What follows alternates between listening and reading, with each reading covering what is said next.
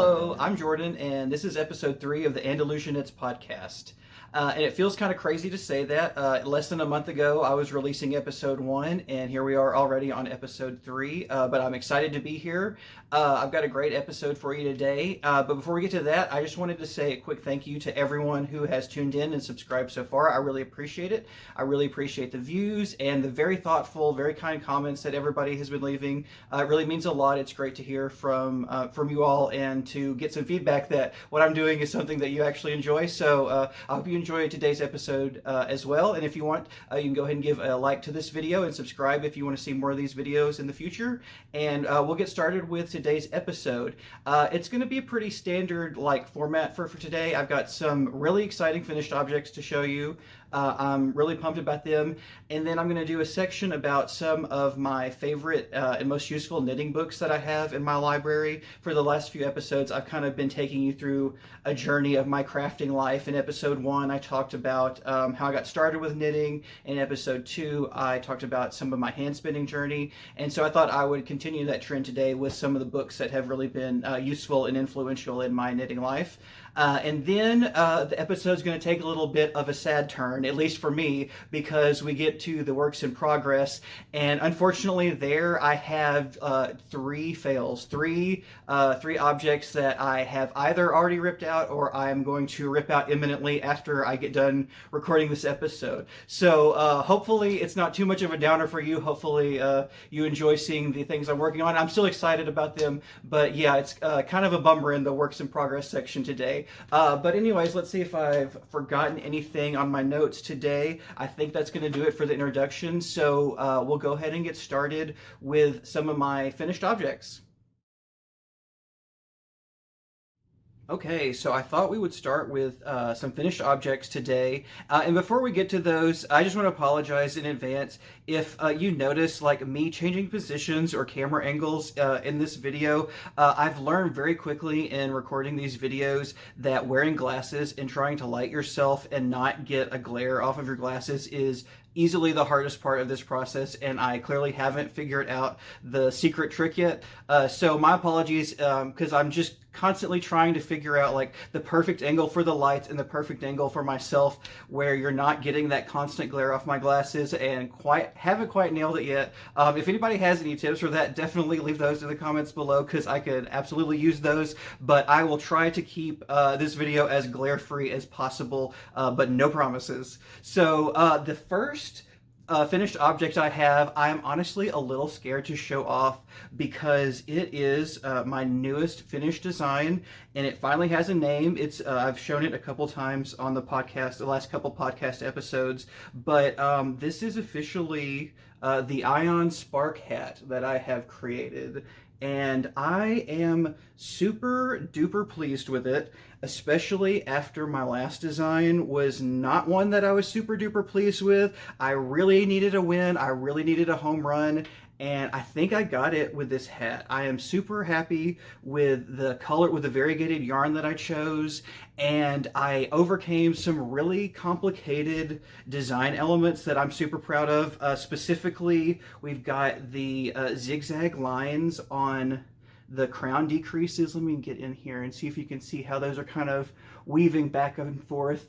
And that was one thing that I thought I was never going to get the hang of, but I finally got it. It involved a little moving the beginning of the round every once in a while. Sometimes you cross over that when you zig and zag, but I'm super pleased with that. I'm super pleased with the pearl bump color work that I've used in a few designs, but I think it really shows off well in this variegated yarn, and it really allows the variegated yarn to shine as well, because while it is super crazy color changing all the time, the fact that the pearl bumps feel a little bit more discreet and individual from their neighbors as opposed to the stockinette V's, it allows those color changes to be there without sort of making everything blurry. You can still get a very nice clear zigzag pattern in that stranded color work. And then the corrugated rib is great too. I love how you get these splotches of color moving across the rib like this. So once again, it's like a variegated thing, but it's not nearly as like psychedelic-y and fuzzy as it would be if it was just regular stockinette there. It really works with the pearl bumps in gray, breaking up those color changes. But yeah, overall, I am super pleased with this thing. It was really fun to design. I was surprised at how fun it was to size this thing as well. I was a little worried because I've done some like basic sizing in my auger cowl, but this was the first time when I was going to have like multiple like dimensions to worry about and really like offering like multiple like head circumference sizes, but honestly I love a good spreadsheet. I love a good arithmetic problem, so it ended up being a lot more fun than I thought it was going to be, grading these different sizes. So it's been, honestly, it's from the design to the behind the scenes work, this has been an absolute joy to design and knit up. Like I said, super proud. I gotta show the zigzag crown decrease again. If you know of other hats that use something similar or some sort of like decorative lines on the decreases, let me know in the comments down below, because I would love to see people's designs who are sort of like thinking in the same way as this. Like I said, I just can't get over how cool and zigzaggy that looks. But yeah, so not this episode, but next episode, I will have a Google form sign up if you're interested in doing a test knit for this. I've got all of the numbers, and the pattern instructions are like in a spreadsheet at this point, but I've still got to get them all like nice and neat and beautifully presented in an actual document before I get that up. But next episode, coming out, the podcast episode 4, which will be coming out in a couple weeks, I'll have a Google form sign up link if you're interested in testing this. It comes in 5 sizes. And of course, they're escaping me right now, and I don't have them written down, from like, let's say like 18-ish to like 25-ish inches. Don't quote me on that. I'll have the specifics next time. I'll have the specific yardage requirements next time. But it was based off of just like a standardized like hat size schematic table I found. But then with the specific like repeat size and stuff, there's a little bit of like variation from that. And but yeah, this is the Ion Spark hat, and be on the lookout, like I said, next episode for a test knit call for this. Now, next up, we have another finished object that is maybe not as exciting as the Ion Spark hat was, but all of my knits are my children, and I love them equally, even if they're just a pair of socks. But I finished my newest pair of just like the most plain Janiest socks you can imagine. They are in Wool of the Andes sport weight yarn. And this is my go-to knitting yarn for my socks, because I tend to have a loose gauge and I prefer a really dense, tight fabric for my socks. And which means that if I'm using fingering weight sock yarn, regular sock yarn, I would have to go down to like a 00 or a 000 needle to get the gauge and fabric density that I want, and that's absolutely not going to happen. Never in a million years am I going to do that. And so I compromise instead by working on sport weight yarn on size 0 needles, which is also kind of annoying, but it's not just like impossibly unthinkably annoying in the way that fingering weight yarn on 00 needles would be, or something like that. So they're not particularly exciting, but there is one really weird thing that I noticed after I got both of them done, and that is, and let me get these arranged here so that this effect is really evident.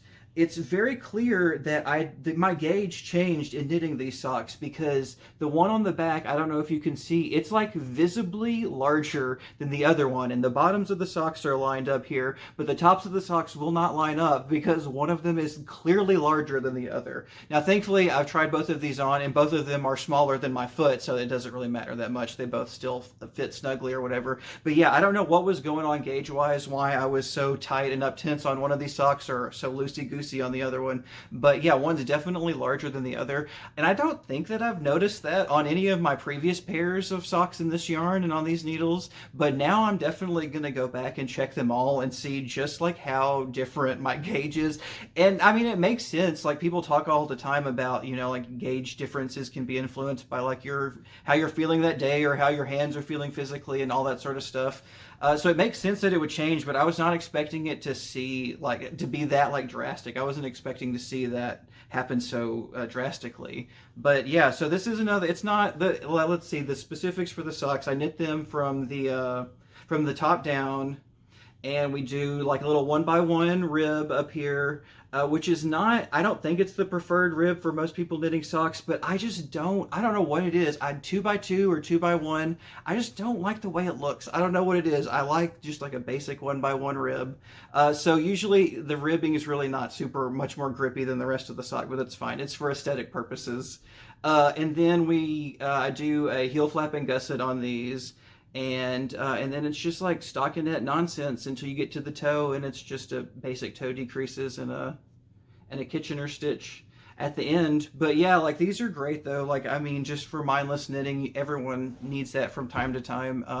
So it's great to have these on the needles. I think once you'll see in my works in progress, I have a new sort of mindless knitting project on the needles right now. So I don't know if I'll be making another pair of socks anytime soon, but that's okay. The yarn will always be there, and I know that I'll come back to sock knitting eventually. But yeah, that's my other finished object today, just a boring pair of socks.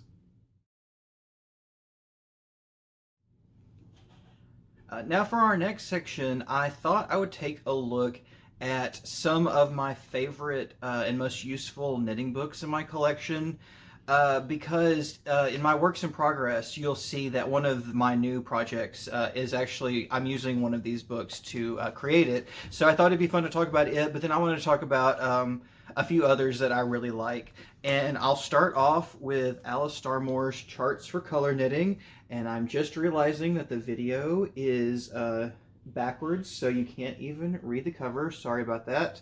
But anyways, this is her very chart dense book about stranded color work, and you'll see it's just page after page after page after page of stranded colorwork patterns. And so this is definitely the first one that I am pulling out if I'm thinking about doing some sort of stranded colorwork that I'm not designing myself. And I love it. It does have a lot of like very Fair Isle patterns, but it has like a bunch of patterns from like traditions across the world. We've got Norway, Sweden, Finland, Latvia, Russia, South America, Celtic, Greece, Caucasus, Middle East, and Far East. And then there's also some patterns at the end that she's designed herself that are like based on like flowers or based on geometric motifs. And some of these things are very intricate and kind of nuts to knit. But if you've seen episode 1 of the podcast, then you have seen that crazy oversized drop shoulder blue sweater that I have that has all the all over stranded color work with like circles and squares and stuff. And then that is all of those designs and motifs come from Alice Starmore's books, and I believe both of those came from maybe the Greece section. I don't know why, but I've been drawn to that section a lot. I've used it for that. I've used it for some colorwork socks that I've done before, but I like how it's sort of just like you got like the circly stuff, but then you have like the angular sort of like geometric motifs there as well. So this is a great one. My one like thing I would ding it for is just while it is like very chart dense, there's so many motifs in here. It makes it hard to use the book practically as you're knitting. So like these charts are just, the dots are so tiny, it's very hard to read that with my bad eyes. And so like everything I use from here, I have to either like rechart in graph paper or rechart in Stitch Mastery, which is kind of annoying, but I mean, like I said, it's kind of the price you pay for getting so many different designs in one book. So this is my absolute go-to for anything stranded color work, 100%. So next up on the list is not really one favorite book as much as it is 4 favorite books that may as well count as one favorite book. And those are Barbara Walker's 4 volumes of A Treasury of Knitting Patterns, which is a series of 4 stitch dictionaries that she released beginning, I believe, in the late 60s through the 70s and perhaps even into the 80s as well. But I've got all 4 editions. We've got the blue edition 1 and the red volume 2 and yellow volume 3 and the green volume 4. And they make an interesting progression through these because in the early volumes, in volume 1 and 2, you get a lot of traditional stitch patterns, and I believe also patterns that people sent into Barbara Walker to have published in the book as well, like maybe like family patterns or things like that. But then as you move into like volumes 3 and 4, it's a lot more of Walker's own work herself, which is interesting to see. And I believe, if I'm not mistaken, that Walker, she is responsible for mosaic knitting, or at least is very influential in its creation, because there, especially in volumes 3 and 4, there are a ton of mosaic knitting patterns in here, like I said, which I have not tried myself, but I would be interested to give a try. But yeah, there's a lot of colorwork stuff in here, but there's also a lot of really nice traditional lace patterns and cable patterns, which I'd love to get more into as well. But what Alice Starmore is for my stranded colorwork knitting life, these are for my textured and lace knitting life, because you'll see I've got a lot of sticky notes in here of things that I want to try and swatch, or I have already swatched. But these are great. They're my go-to when I'm looking for like inspiration, when I want to make a new design, but I don't necessarily have anything off the top of my head. I've got that creative impulse, but not necessarily the inspiration yet. This is a great way to get that, just flipping through any one of these volumes. They're pretty cool. The one thing I will say, with Alice Starmore, there's one like fatal flaw to most of these, and that is, at least in volumes 1 and 2, which is where a lot of the patterns that I use or a lot of the stitch motifs that I use come from. They are only in written instructions. They're not charted out. It's all just walls of text. And so the really complicated things are just like sometimes an entire page of just like dense written instructions, which I just can't do it. I love, once I learned how to read charts, like I was hooked from the get-go. Like I'm definitely prefer charts. And so like with Alice Starmore's book, I have to go and fire up Stitch Mastery and create some charts from these written instructions. But that's just, like I said, it's a small price to pay for so many great motifs and ideas in here.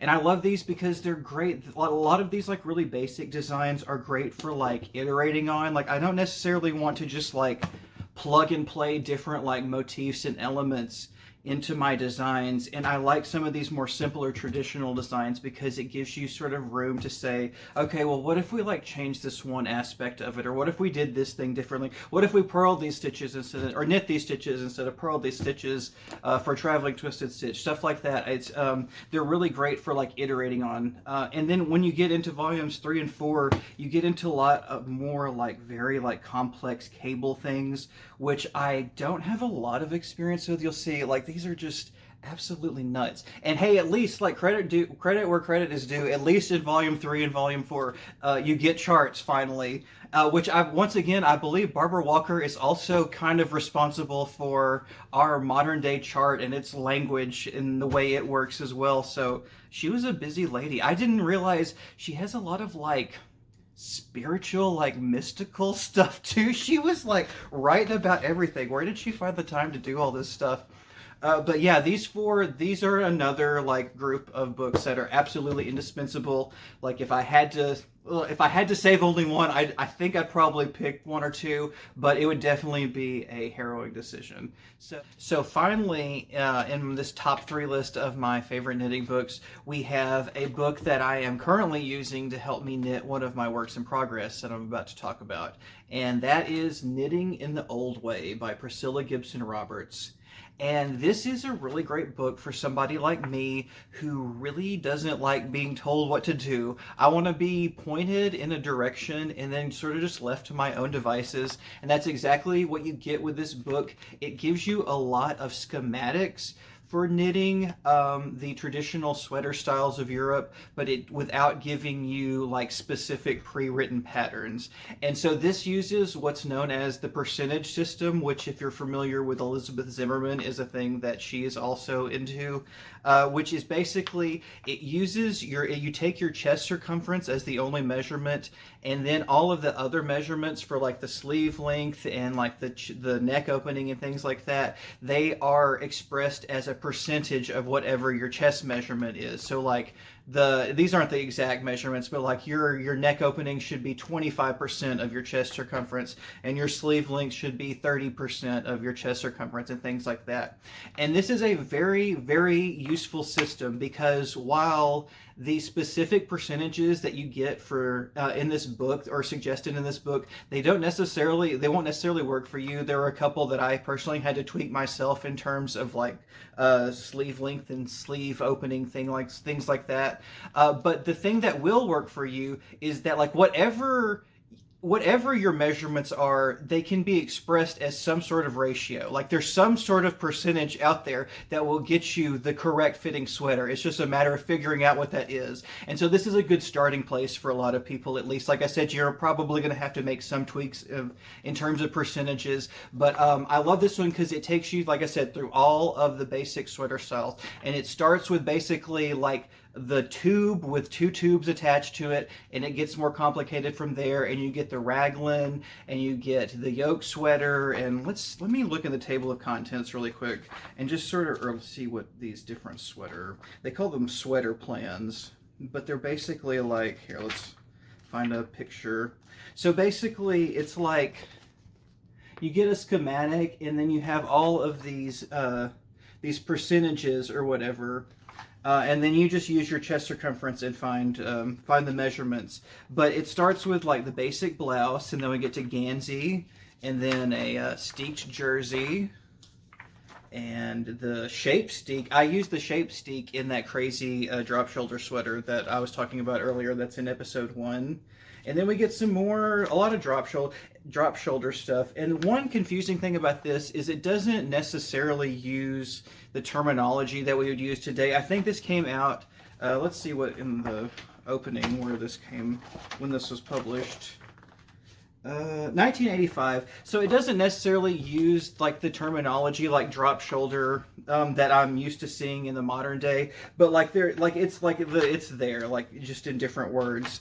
But then we move on to like saddle shoulder. We've got another schematic for that, and a lot of saddle shoulders. Okay, finally here we get to raglan, and then we get into the yoke sweater, which, spoiler alert, that's what I'm working on right now currently. And some more yoke stuff, a lot of yoke variations, and we get to like a vest without sleeves. But anyway, but it's a great book. I love it because, like I said, it doesn't tell you exactly how to knit it. These are not patterns. You're going to have to create the patterns yourself or do it from your head or whatever. But it gives you enough, like a good starting point to like be able to like create designs yourself. So this is another one. It's indispensable. And like I said, I'm about to show you a work in progress that I am using using the yoke sweater section to create. So now we have made it to the works in progress, and like I mentioned just a little while ago, for my first work in progress, I'm actually using knitting in the old way to help me construct a yoke sweater, which is exciting, and that is literally the only exciting thing about this project, because like all of these works in progress, this one is a little tragic in that it's going to have to get frogged because it's just a bit too big. I blocked a bit of it earlier this week, and the gauge is right, everything's right. I couldn't figure out what was wrong. I mean, obviously it's just a little strip of fabric, so it's kind of hard to, I really had to like measure it several times to be confident that I was getting the correct circumference or whatever. But it was just not, it just felt too big. But I was like, but everything is right. Like the numbers are right, the knitting is right, what is wrong? And then it kind of dawned on me that it's like, well, dummy, it's too big because you don't want it that big. Like the styling is wrong. Like the numbers are right, but you don't want it as big as you think you actually do want it. So that was a painful realization that I'm going to have to just unravel all this and just knit it like, honestly, like maybe like 2.5 inches smaller, which is not a ton, but I think it's going to offer some like meaningful relief to how just like gigantic this thing feels, which I mean, I'm not like a svelte spring chicken or anything, but this is just a little, I think it's going to look just a little too sloppy if it's this big. I don't want it skin tight or negative ease or anything, but I definitely want a little bit less. Like I said, like a 2.5 inches should do the trick, which is so annoying because I was so excited to knit this. I was so ready to get this started. And I just knit away. So like I spent like a week just exclusively just knitting stockinette and knitting ribbing on this thing, and now I'm gonna have to unravel it all, but it's fine because I want a sweater that fits, and it's good that I made this realization so early in the process. Like it would be a lot more painful and a lot more annoying if I knit the entire lower body and then decide that it's too big and have to unravel that after like a month of work or whatever. So yeah, like I said, it's a little sad, and it's also a little sad because the yarn I am using for this is Brooklyn Tweed Loft, which was discontinued a few months ago, and I was very upset about that. I love this weird looking yarn. It's one of my favorites.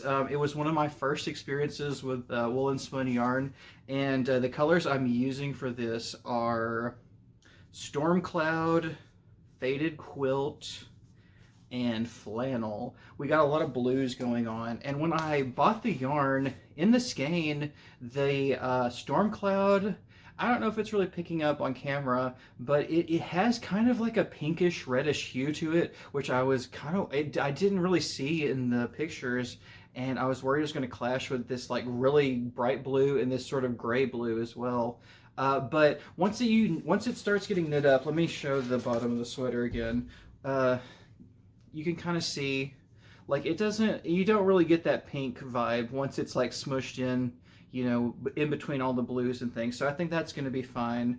But yeah, like I said, this one's going to have to be completely redone, which is a little sad, but I want the sweater to be good, especially since I can't, since I can't get any more of this yarn. Like, I definitely want to make this one count. And honestly, it's a good thing that I'm going to have to undo this, because I need a little bit more time to think about what's going to happen when I reach the yoke portion of this sweater, which I'm knitting from the bottom up because that's, I believe, presumably how they did it traditionally. I'm not entirely sure on that, but that's how the book suggested to do it, and so that's how I thought I would give it a try. But I need time to think about how I'm going to do the yoke portion, because I want this to be plain stockinette knitting, but I don't know if that looks great with the yoke decreases. And since it's just like plain stripes, I decided that I want to do the like decrease round method of decreasing, where you've got like 5 decrease rounds across the entire yoke, as opposed to like the wedge decrease where you're decreasing some stitches every few rounds or whatever like that. But the one thing I'm worried about is like those decrease rounds are going to be very obvious, because there's going to be a lot of like decreases going across my chest.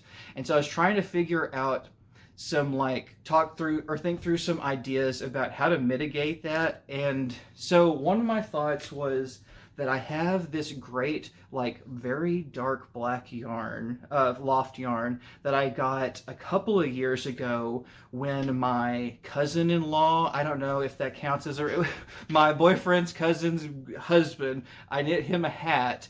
And he's very knit-worthy, but I bought this loft yarn, and like immediately after making the purchase, I was like, you know, I love him, but he is not gonna hand wash this hat. There is not a chance in hell he's gonna hand wash this hat. And so I turned right around and bought some good old-fashioned Barocco vintage DK in the same color black. So I've got like a considerable amount of this black loft yarn. And I was thinking that I might do the decrease rows or the decrease rounds in this color, so that will sort of obscure the look of the decreases. And while I'm not using the black striping anywhere else on the sweater, like I don't think it'll feel that out of place. I don't know. Like I said, that's my first thought. And my other thought was to just like keep with the same 3 striping colors. I'm doing like big stripes of like 20 rounds of one color and then 20 rounds of another color. So big like chunky stripes, and keeping that chunky stripes without doing the thin black decrease round stripes. But maybe doing the decreases like in alternating directions, in sort of the same way like in the Ion Spark hat that I was talking about earlier. The crown decreases like sort of zig and zag. Sometimes you're doing knit 2 together, and sometimes you're doing SSK. I was thinking about alternating in across these 5 rounds, like the first one doing knit 2 together, and then the second one doing SSK. So like at least there's like a little bit of like a design element of like they're leaning back and forth or something. Like I said, I don't know. I'm flying blind here. I've never knit a yoke sweater before. before. So if you have any experience knitting plain stockinette yoke sweaters, definitely chime in the comments. I'd love to have some direction in terms of like what I should be doing when I get to the actual like yoke knitting portion of this work in progress. But like I said, gonna unravel everything, so I've got a while to think about that. I've got a while to do some swatching, which I'm definitely gonna do, and yeah, hopefully this flies. Just hopefully after I've unraveled it and started reknitting it, hopefully it flies just as fast as it was when I was actually excited about starting this new project. Okay, so next up, this next project is not just a work in progress. It is currently a missing person because I cannot for the life of me locate it, which is a really strange, especially for something that is like on a pair of knitting needles. I'm pretty sure this is still on the needles and I cannot locate it. I made a video about organizing and getting rid of some stuff in my yarn stash last week that I uploaded. And I think in that process of like cleaning and organizing, it got misplaced somewhere and I just cannot find it anywhere. Or it may very well be on the run because it's a project that I'm going to ultimately frog. This is a traveling stitch project. It's called Kadah by Kate Davies. And it's this beautiful traveling twisted stitch wrap, but I've got now a design of my own that I'm working on that's traveling twisted stitches, and I don't really want two going at the same time. I don't really need that. And there's nothing wrong with the pattern. It's a great, beautiful pattern, and I might very well get back to it at some point, but I want to use the yarn for another project, so I would really love to locate this so I could unravel it. But like I said, it is just completely missing in action. I have no idea where it went, but its days are numbered once I find it because it is not going to be this wrap anymore. It's in this beautiful Fiber Company, what is the name? Aramore Light. Fiber Company Aramore Light yarn in this beautiful like emerald green. It's a blend of mostly wool with a little bit of cashmere and silk. Not a ton, but just like enough to make it feel just a little bit more luxurious and nice than your regular wool. But it's a great yarn. Like I said, just not, I don't think I'm going to end up using it for this project.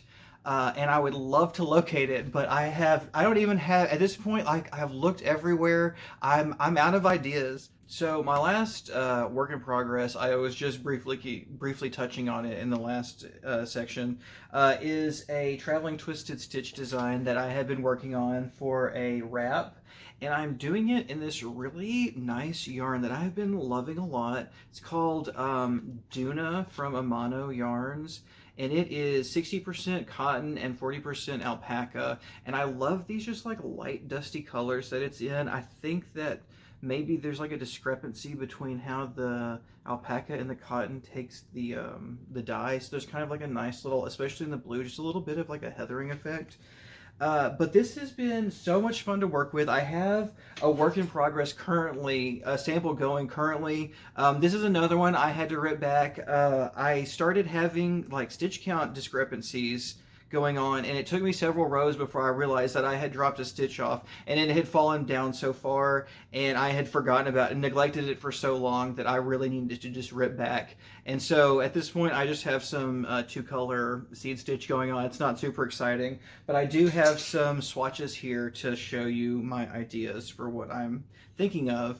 And so at first I was playing around with just this sort of like lattice pattern in the traveling twisted stitches, and I really love how clean and nice that looks. And so my thought is that this is going to be like the main body, the center point or the center part of this wrap, which is going to be sort of like just a rectangular wrap. And some of these diamonds in the lattice are going to be embellished on the inside more than others, and so it's going to kind of create this like weaving, meandering trail of like embellished diamonds across the body of the wrap. And then along with that on the sides, I've been experimenting with some like offset lattice work where like I'm taking the basic lattice design and then like shifting one side of it up 2 or 4 rows, or shifting something down 2 or 4 rows to make it sort of just like these sort of like weird zigzaggy. There's like a lattice, but it's got a little bit of like a hitch in its giddy up or something. And then down here on the bottom of this swatch, this was kind of something I learned that I didn't want to do. For the lattice stuff, let me go back to this one really quick actually. For the lattices, you'll see that none of the lines are actually crossing, which is how I get this really nice clean effect. Instead, like the traveling twisted stitches like bump up against each other and then like bounce away. So I've been calling it like they're operating on like Pong rules or something, because I learned that I don't want them to cross, because it just makes it sort of like lumpy bumpy when the traveling lines twist over each other as opposed to background stitches. It just looks a little too, like there's just too much of a texture difference there for me. So I'm trying to keep everything just like I said, bumping and then bouncing away. So yeah, this is a new wrap. It's gonna be a minute before this one's finished too. Like I said, especially since I've had to rip back to basically the border and start again. But I'm really excited about this. I don't know, like I love how this is sort of just like, I love the drape of this. This is great for cotton and alpaca. Especially, I'm not crazy about cotton yarns, but this one is awesome. You know, sometimes like I'll knit with cotton yarns or cotton blends, and at the time my hands won't hurt as I'm knitting, but then later they'll start to feel a little bit achier than normal. And I really don't get that with this, even though it is a majority cotton blend. It just doesn't hurt my hands. I don't know if it's the interaction with the alpaca or what, but it's great. Even for cotton, even for stranded color work, you'll see like all the floats on the back of the lattice. Those are pretty cool looking too. But even for all those things, like it still has some stretch, especially this direction. Like it's kind of crazy how springy this is for alpaca and cotton. Like you would think that there's like some wool or something going on in there. But yeah, this is the wrap design. I love these colors. Like I said, it's kind of like a denim-y. I don't know if it's showing up good on here, but it's just like a great sort of like denim-y, lightly heathered blue. And yeah, this one's great. I'm loving it, and I'll love it even more if I can come back next week and say that I haven't had to unravel anything on it or any of my other works in progress. So that's going to wrap it up for episode 3. Thanks for watching all the way through. You know, thinking back now, like it was a little depressing, the works in progress, having to unravel those, but it really sort of like balanced out my sorrow with having two like really nice finished works or finished projects to show as well. So everything sort of evened down the end. It wasn't terrible, but like I said, thanks for watching. If you want to, go ahead and like this video and subscribe if you want to see more of these in the future. I will have a new video next week, a non-podcast video that I think is going to be a right-leaning decrease alternative to Knit Two Together, but don't quote me on that. It's going to be something non-podcasty, but I haven't quite put my finger on what that's going to be yet. But that will be coming out, and let's see, do I have anything else to say? I think that's going to be it. So thanks for watching, and I will see you in the next one. Bye!